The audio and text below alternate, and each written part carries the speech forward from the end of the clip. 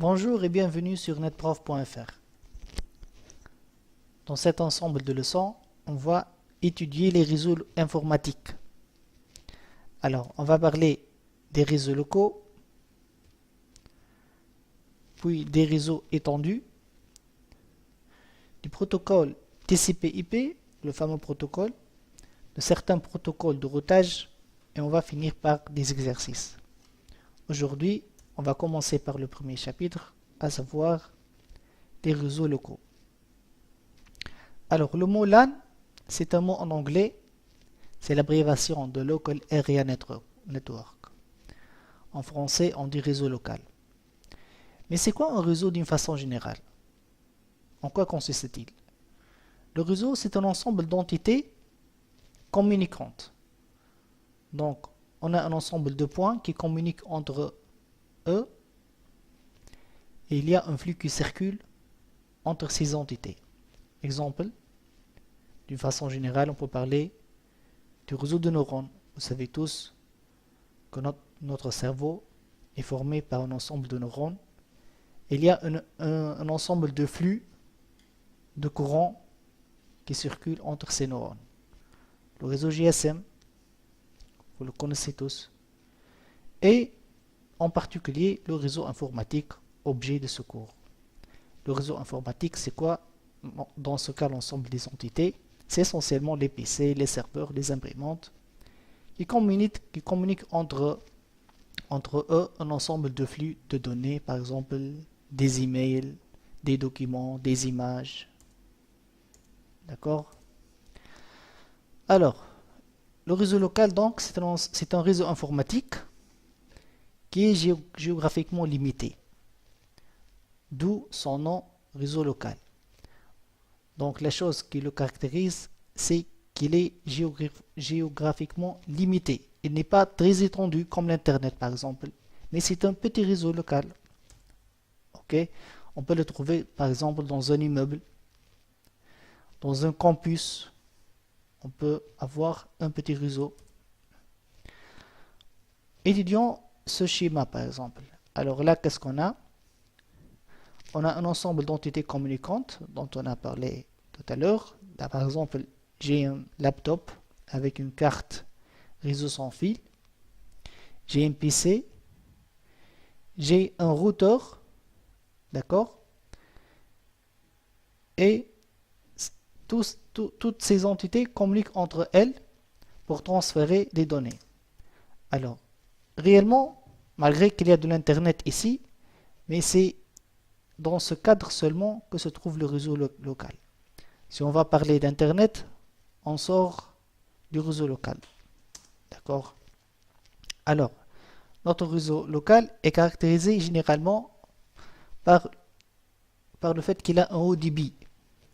Donc, on parle généralement, bon, le 10 mégas est mort, mais on trouve typiquement le 100 mégabits par seconde. Ça veut dire que ce PC, par exemple, peut envoyer vers ce laptop 100 mégabits par seconde. Et on trouve aussi, surtout dans le monde des entreprises, le débit du gigabit. Un giga, c'est 1000 fois le méga. Et même, on trouve le 10 gigabit de nos jours dans les entreprises, bien entendu. Alors, quels sont les composants de réseau local? Évidemment, les données, puisque c'est le but d'avoir un réseau local.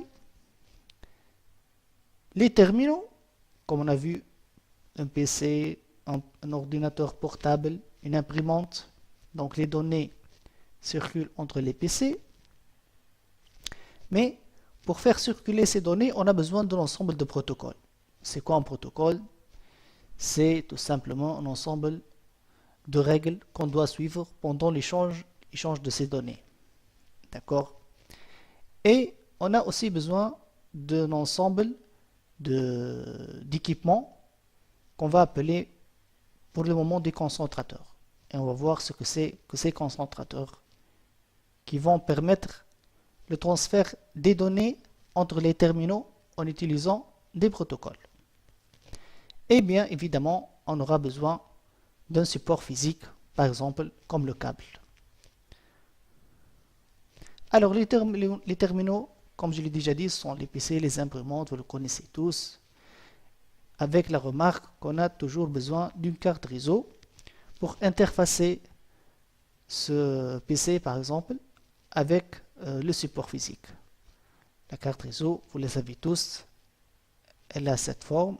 Donc on trouve ici ce connecteur qui a un format assez spécial.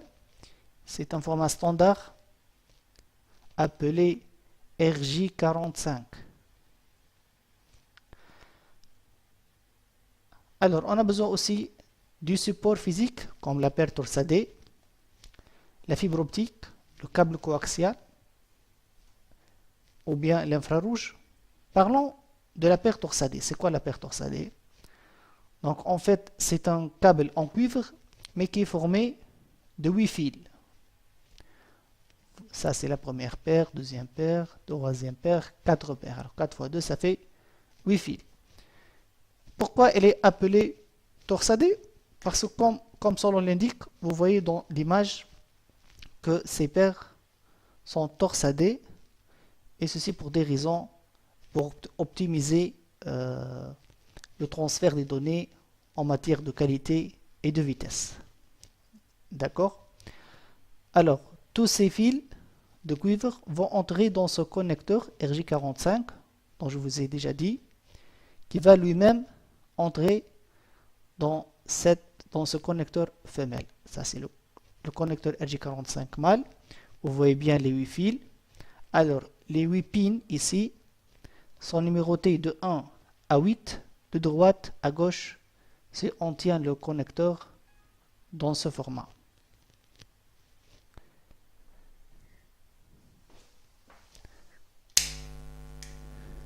Une fois les paires torsadées vont entrer dans le connecteur, on aura ce format. Vous voyez bien, de 1 à 8, ça c'est le premier bout du câble, ça c'est le deuxième bout du câble, et les paires ne sont pas entrées dans le connecteur comme ça au hasard, mais il y a un code couleur à suivre. Donc, de gauche à droite, on a le orangé blanc, puis la deuxième pin sera connectée au fil orangé, on aura le vert blanc, le bleu blanc, le vert, le marron blanc et enfin le marron. Alors le câble, s'il est construit de cette façon, on l'appelle un câble droit. C'est le câble typique que vous trouvez sur le marché. Et là, par exemple, ça c'est l'image d'un câble torsadé prêt à être utilisé. Et c'est le support le plus utilisé généralement, surtout dans les eaux locaux. D'accord. La fibre optique, par contre, elle n'est pas constituée de métal. C'est pas un câble en cuivre, mais en fait, la fibre optique est formée par deux brins de verre.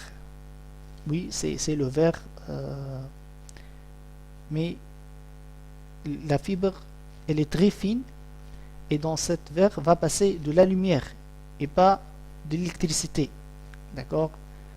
Alors vous voyez bien qu'on protège cette fibre par beaucoup de matériaux de renfort, d'accord, pour obtenir de la fibre optique. Donc on aura un brin de fibre pour l'émission, un deuxième brin pour la transmission, émission et réception, pardon. Par contre, pour ces 8 fils de cuivre, en fait, on ne les utilise pas tous pour le transfert de données, mais on n'utilise que la moitié. Le câble numéro 1, 2, 3 et 6. Ce sont les brins utilisés pour l'émission et la réception. Ça, c'est l'image typique d'une fibre optique. Alors, vous voyez bien que les connecteurs sont un peu différents. En fait, si le câble si le câble per-torsadé utilise un seul connecteur de format RJ45, la fibre optique, on peut trouver beaucoup de types de connecteurs. Ça, par exemple, c'est le connecteur appelé ST.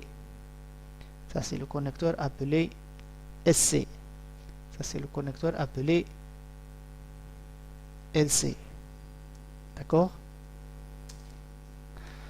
Alors, maintenant, voyons comment monter un réseau local simple. Alors, on va prendre un PC et un deuxième. Donc, on va faire un petit réseau constitué de 2 PC seulement. Bien entendu, les 2 PC contiennent chacun une carte réseau informatique. On va monter le câble droit. Donc, on a un bout RJ45 dans cette carte réseau et un deuxième embout RJ45 dans la deuxième carte réseau. Mais dans ce cas, ce câble doit être un câble croisé. Ça veut dire quoi, croisé? Ça veut dire que les 2 fils de transmission ici vont coïncider avec les 2 fils de réception ici, d'une façon à ce que les données transmises par ce PC soient reçues par la carte réseau de ce PC. Donc le code couleur qu'on a vu tout à l'heure ne sera pas respecté, mais on va inverser certains fils pour obtenir le câble croisé. Alors on a le 1 va prendre la position du droit. Par exemple ici le 1 c'est l'orange et blanc. Orange et blanc, on va le trouver à la 3e position et pas à la première position. D'accord? Émission dans la réception. Et le 2 dans le 6. L'oranger, il était dans la 2e position. Maintenant, on le trouve à la 6e position. Et on va faire bien sûr l'inverse pour le câble vert. D'accord? Donc, ça on l'appelle le câble croisé. Il est utilisé si on va connecter 2 PC directement. Alors, vous voyez bien ici que ces 2 PC maintenant sont connectés, ils vont commencer à s'échanger des données. Mais il y aura toujours le risque que les 2 PC envoient des données en même temps. Dans ce cas, l'information envoyée sur le support physique, elle ne sera pas comprise, elle n'aura aucune valeur. On aura ce qu'on appelle une collision, parce que les 2 signaux électriques vont se heurter et donc l'information perdra sa valeur. Et si on a une collision, donc on va perdre des données. D'où le besoin d'un protocole, un ensemble de règles qui contrôle l'accès aux médias, pour qu'on soit sûr que l'information envoyée est bien reçue sans avoir une collision. Alors ce protocole est le protocole appelé CSMA-CD, en anglais CSMA Carrier Sense Multiple Access. Ça veut dire qu'il permet l'accès multiple, mais avec écoute de la porteuse. Ça veut dire quoi? Ça veut dire qu'une station écoute le support physique, qui est le câble, pour déterminer si une autre station est en train de transmettre les données ou bien non. Donc ce qu'elle fait, c'est qu'elle mesure le niveau de tension électrique. S'il y a un courant qui passe, alors elle ne va pas envoyer ces données. Et elle va rester à l'écoute du support jusqu'à ce que la station qui émet les données finisse. Ok? Et le deuxième principe de ce protocole, c'est collision detection. Ça veut dire en cas de collision, la station envoie un signal appelé un signal jam et le transmet après un certain temps aléatoire. Donc, maintenant, on a pu connecter les 2 PC et ils fonctionnent correctement. Supposons qu'on a un 3e PC. Comment va-t-on intégrer ce 3e PC dans ce très petit réseau local? Déjà, le câble est connecté entre les 2 cartes réseau. Et la 3e carte réseau, comment va-t-on la connecter? D'où le besoin d'un concentrateur, quelque chose qui va rassembler toutes les machines. Alors le concentrateur, il a généralement cette forme, d'accord? Donc on va connecter toutes les machines. Donc vous voyez bien qu'il possède beaucoup d'interfaces RJ45, d'accord? Et toutes les machines seront connectées à ce concentrateur. Maintenant, ce câble sera un câble droit. On n'a pas plus besoin d'un câble croisé, parce que c'est le concentrateur lui-même qui va envoyer l'information, d'accord, d'un PC à un autre. Donc ça, on est bien d'accord, c'est un câble droit, ce n'est plus un câble croisé. Alors ce concentrateur, la première génération de ces concentrateurs est appelée hub, d'accord. Donc le hub c'est quoi? Le hub c'est vraiment, il est trop bête, il reçoit de l'information, il la transmet à tous les ports, d'accord, d'une façon à ce que toutes les machines reçoivent l'information. Une seule machine, bien sûr, généralement, qui est concernée par cette information, elle va prendre l'information et les autres machines vont ignorer le message. Mais vous voyez bien, l'inconvénient de cette machine, c'est que quand le nombre des machines augmente, c'est comme si on avait beaucoup de personnes dans une même chambre. Alors ces personnes vont parler, mais à un certain moment, on ne va plus entendre ce que disent l'autre parce qu'il y a beaucoup de bruit. D'accord? Donc l'inconvénient, c'est que quand le nombre de machines sur un hub augmente, le nombre de collisions va augmenter et on n'arrive plus à écouter correctement l'information envoyée par les machines. D'où le besoin d'un autre type de concentrateur.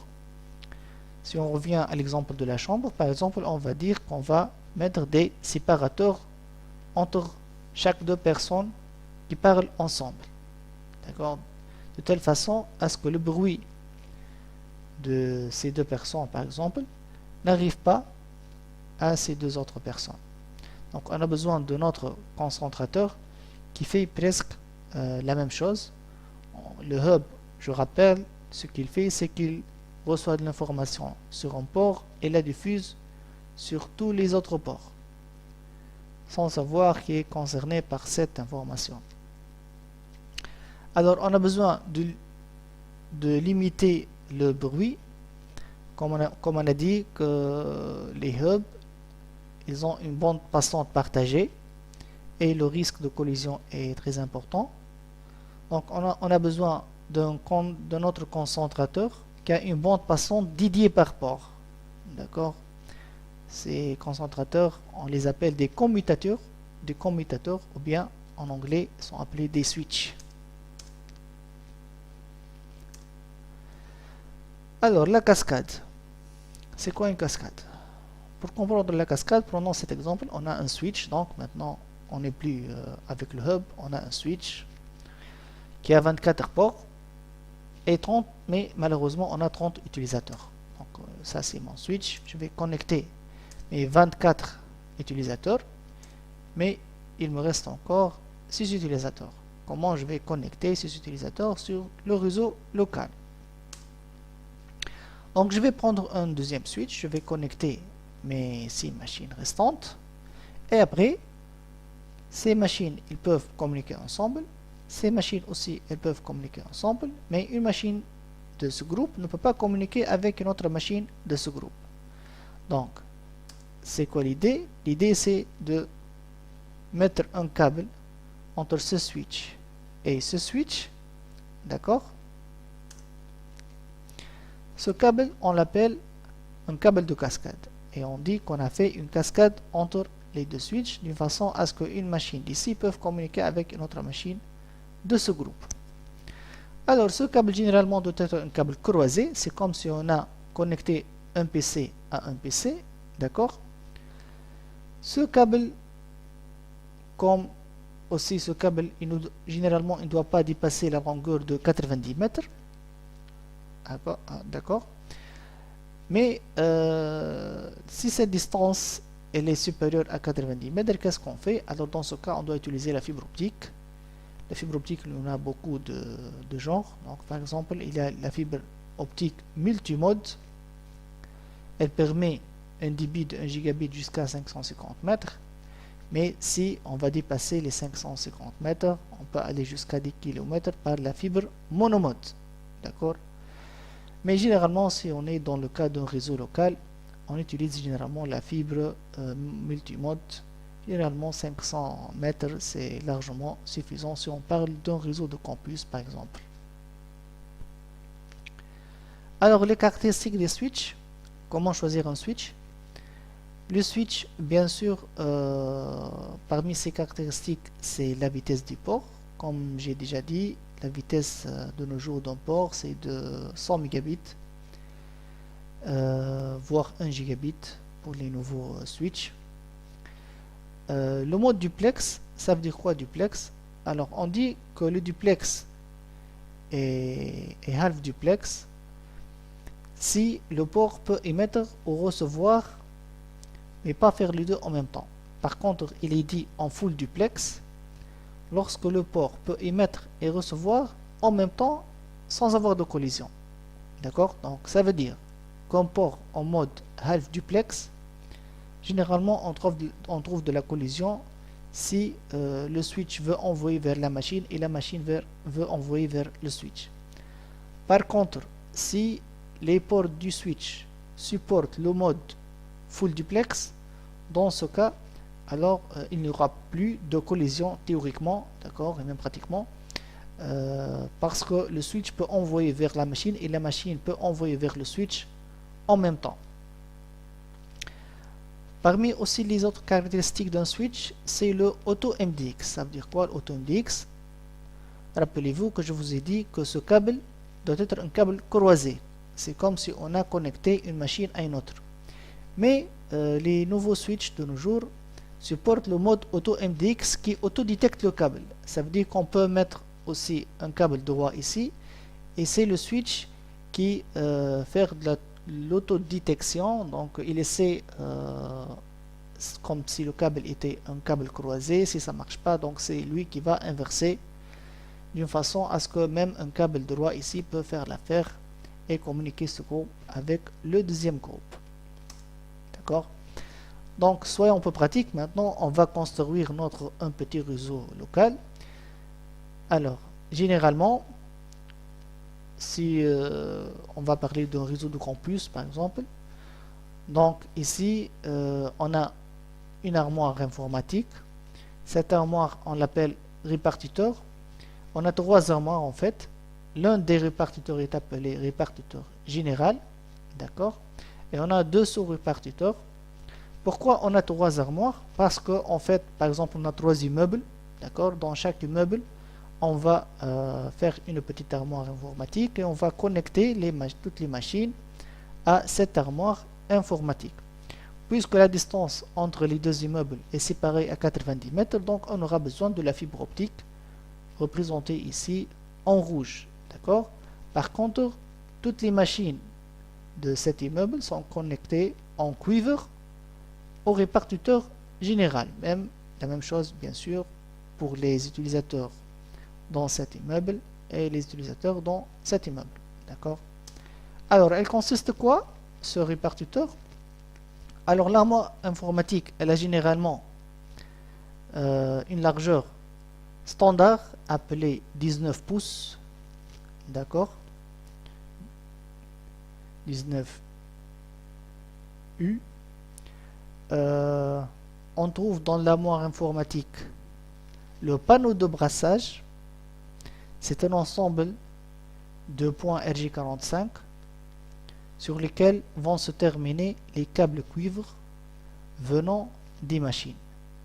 D'accord, donc chaque machine, on aura un câble venant de chaque point réseau. Il va se terminer sur le panneau de brassage. Il est aussi de 19 pouces. On trouve aussi un panneau de brassage pour la fibre optique, puisque dans notre cas, on a besoin de la fibre optique. Vous remarquez que le connecteur de la fibre optique est différent du connecteur RJ45. d'accord? On trouve le concentrateur, notre switch, d'accord? Et bien sûr de l'alimentation électrique.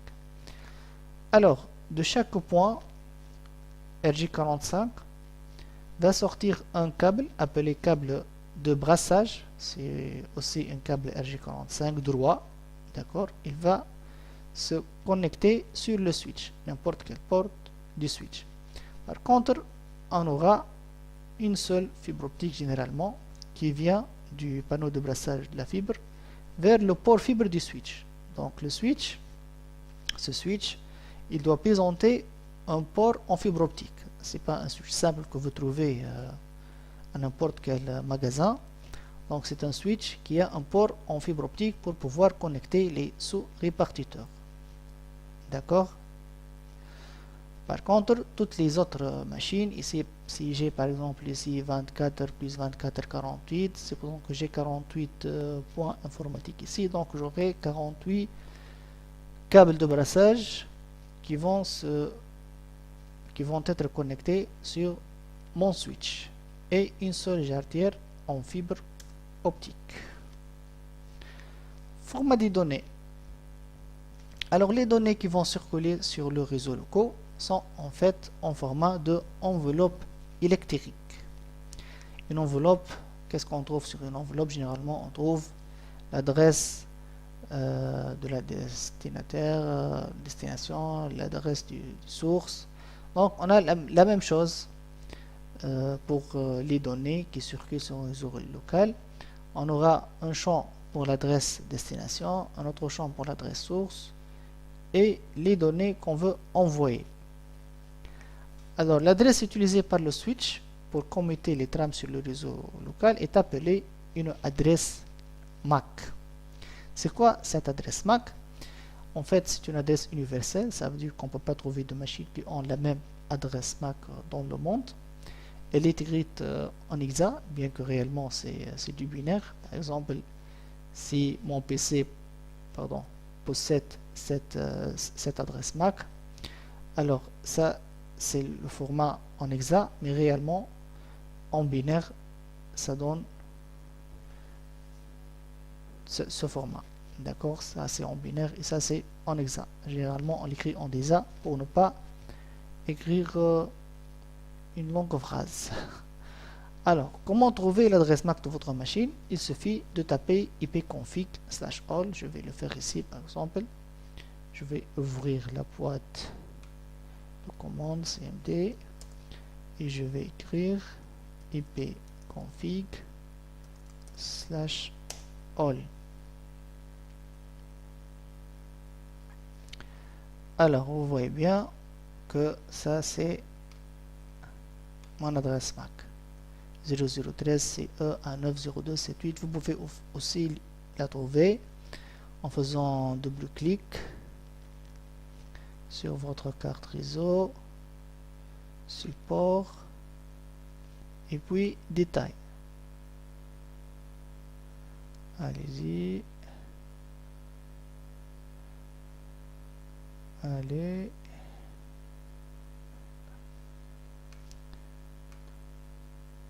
Et ben voilà ma machine qui se plante.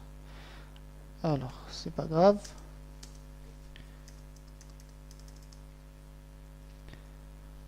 On va continuer pour voir comment fonctionne le switch avec ses adresses MAC.